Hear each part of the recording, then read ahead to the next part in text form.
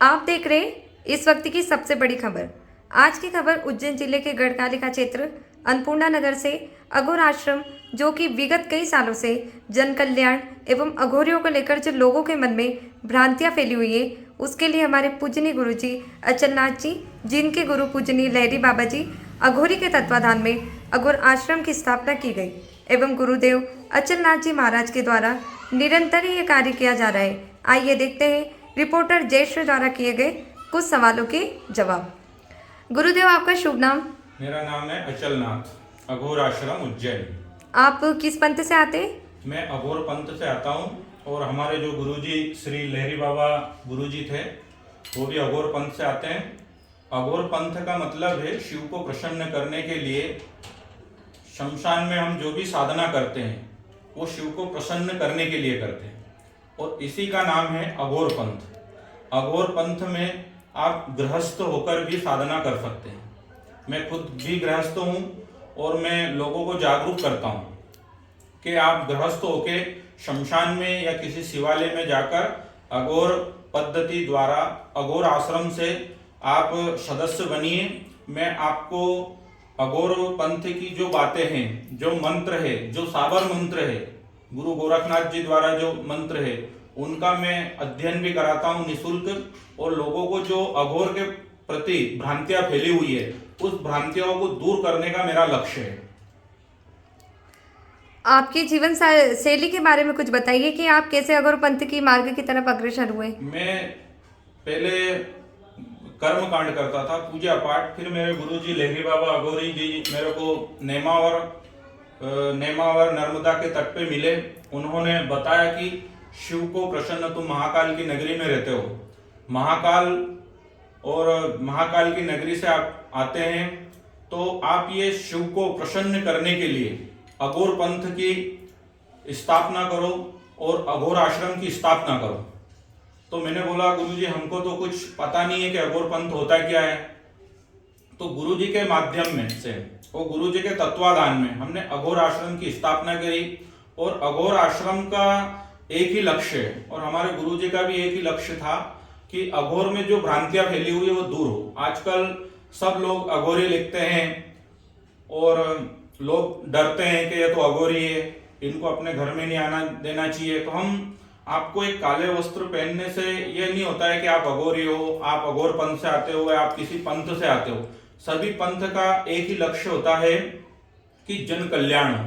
जो आपकी जो दृष्टि है, आज सब लोग बुरी नजर से जो काले कपड़े पहनते हैं उनको देखते हैं, तो लोगों को वो धारणा खत्म हो, क्योंकि हम भी भगवान शिव को प्रसन्न करने के लिए ही ये साधना पूजन पाठ करते हैं। और हमारा लक्ष्य यही है कि अघोर में जो भ्रांतियां फैली हुई है वो दूर हो और लोगों को जितना हम जोड़ सके। हर पंथ वाले अपने लोगों को जोड़ते हैं, तो हमारा भी यही है कि इस पंथ से भी, अघोर पंथ से भी जन कल्याण हो, लोगों की किसी के, हमारी तरफ से किसी की भावना को ठेस नहीं पहुंचे। हमारे जितने भी बड़े गुरु बैठे हैं, अलग अलग पंथ के बैठे हैं, उनसे भी हम यही आग्रह करते हैं कि आप एक बार अपने पंथ से बाहर निकलकर समाज में भी आइए। लोगों को जो भयभीत हो रहे हैं, लोग आपके नाम से डरते हैं, तो वो डरे नहीं, लोग अघोर के बारे में जाने, अघोर को समझे। आपके अघोर आश्रम पर अगर कोई दीक्षा लेना चाहे तो आपकी तरफ से दीक्षा कैसे दी जाती है? हमारा दीक्षा का मतलब है कि हम पहले मंत्र सिखाते हैं, क्योंकि हम कोई सी भी पूजा पाठ करेंगे, सात्विक करेंगे, तामसिक करेंगे, तो उसमें पहले मंत्र का जरूरी है। अगर हम मंत्र ही नहीं सीख पाएंगे तो फिर हम पूजा पाठ कैसे करेंगे।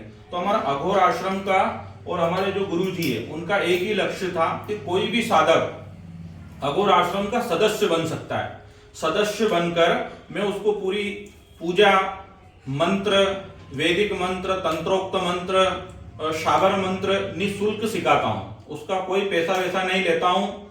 और उस मंत्र से अगर वो घर में बैठकर या शमशान में बैठकर या किसी नदी के किनारे या किसी शिवालय में जाकर या 52 शक्तिपीठ, 64 योगिनी, 12 ज्योतिर्लिंग, कहीं पर बैठकर भी अगर साधक मंत्र जाप करता है तो उसको सिद्धि प्राप्त होती है। कारण क्या है कि जब तक वो मंत्र याद नहीं करेगा, मंत्र, आज अपन दुर्गा सप्तशती का पाठ भी करेंगे तो उसमें मंत्रों की जरूरत है। अगर हम सात्विक भगवान महादेव का अभिषेक भी करते हैं तो उसमें रुद्र अष्टाध्याय को आपको बोलना पड़ेगा, आपको ये मंत्र बोलना ही पड़ेगा। ओम नमोस्तु रुद्रेभ्यो जय पृथिव्याम ये खामन्नमिखवः तेभ्यो दश प्राचीर दद दक्षिणा दश प्रतीचीर दशोधीचीर दशोर्ध्वाः तेभ्यो नमो अस्तु ते नो वन्तु ते नो मृडयन्तु तेजां दिक्मो जिष्ठनो द्वेष्टितमे खान जम्भय ददमः। तो ये संस्कृत का मंत्र है। तो आपको अगर ये मंत्र सीखना है, सबसे पहले साधक को मंत्रों का मंत्र सीखना चाहिए, फिर संकल्प होता है कि हम किस संकल्प के लिए हम ये पूजा पाठ कर रहे हैं। तो इन सब साधक को ये जरूरी है पहले के पहले मंत्रों का ज्ञान हो। लोगों के मन में जो अघोरियों को लेकर भ्रांतियां फैली हुई है, उसको आप अपने माध्यम से कैसे सुधारना चाहेंगे? आपके चैनल के माध्यम से बताता हूं। आप हर मनुष्य माँ के जन्म से पैदा हुआ है, ठीक है, तो वो आया है तो सीखा भी उसने यही जीवन है। वो ओगड़ भी लिख सकता है, अघोरी भी लिख सकता है, जो उसको अच्छा लगे वो लिखे, लेकिन उसके हिसाब से वो कर्म भी करे। आज मान लो मैं अचलनाथ लिखता हूं तो मैंने अघोर आश्रम की स्थापना करी। अघोर आश्रम की स्थापना करके मैं लोगों को जन कल्याण के प्रति मैं आप लोगों को ये दिखाता हूं कि आप अगर एक साधक हो, एक आप अघोरी लिखते हो, आप बड़े बड़े तांत्रिक लिखते हो, या आप ज्योतिष आचार्य लिखोगे, कुछ भी लिखोगे अगर सरनेम के पीछे, आपके नेम के पीछे, तो आपको उस चीज का ज्ञान होना चाहिए। उसका ज्ञान आपके तक सीमित मत रखो। आज हमारे बड़े बड़े गुरु महाराज बैठे हुए हैं, वो गुरु महाराज कुल वहीं पर विराजमान होके बैठ गए। लोग अगर हम किसी को बताएंगे कि अघोर पंथ है क्या, आई पंथ है क्या, नाटेश्वरी पंथ है क्या, लोगों को जब तक हम समाज में बताएंगे नहीं, जब तक लोग समाज वाले समझेंगे नहीं।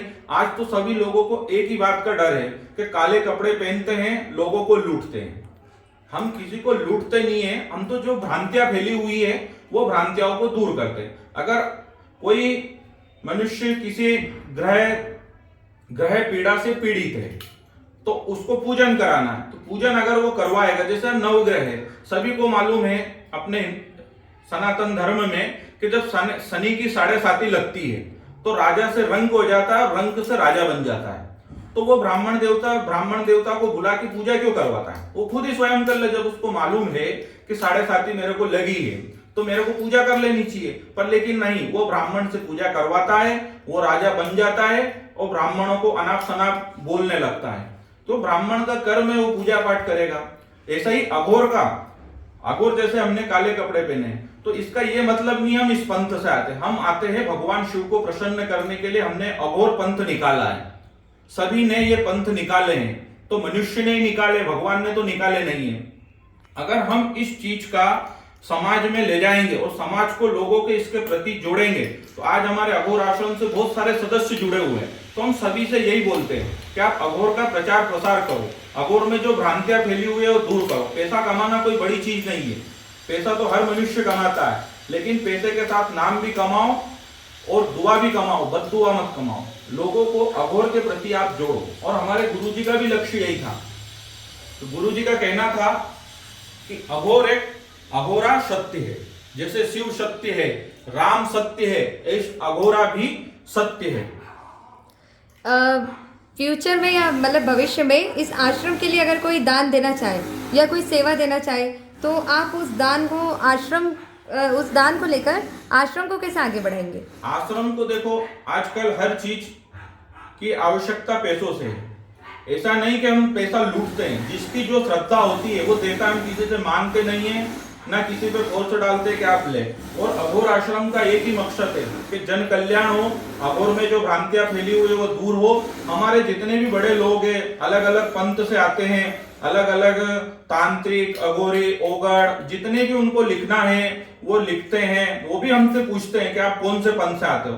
अरे भैया, हम मनुष्य माँ के जन्म से पैदा हुए हैं, हमने अघोर पंथ की, अघोर आश्रम की स्थापना की। अघोर आश्रम में हमारी रुचि है, अघोर में हमारी रुचि है। शिव को प्रसन्न करने के लिए लोगों को हम एकत्रित करते हैं और एकत्रित करके इस आश्रम का नाम चलाते हैं। अगर ये 200 साल पुराना आश्रम हो जाएगा तो सब लोग यही बोलेंगे कि अघोर आश्रम के अघोर आश्रम के संस्थापक, अघोर पंथ को चलाने वाले भगवान शिव है और शिव को साक्षी मानकर उनका हम ये प्रचार प्रसार करते हैं, जिससे जन कल्याण हो, लोगों की भावनाएं अघोर के प्रति जगे, लोग जैसे मंदिर में जाते वैसे संस्थान में जाएं, साधना के पीछे नहीं भटके, साधना खुद करनी पड़ती है।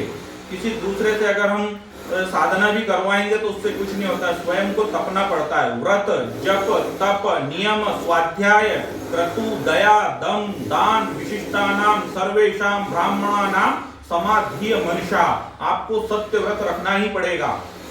व्रत के बाद आता है जप, जितना आप हो सके जप करो, महामृत्युंजय माँ बगलामुखी के जाप करो, व्रत जप तप, जितनी देर आप तपस्या करोगे, नियम आपको नियम से रहना ही पड़ेगा। स्वाध्याय जब भी आपको समय मिले, गीता, रामायण, भागवत का आपको पाठ करना चाहिए।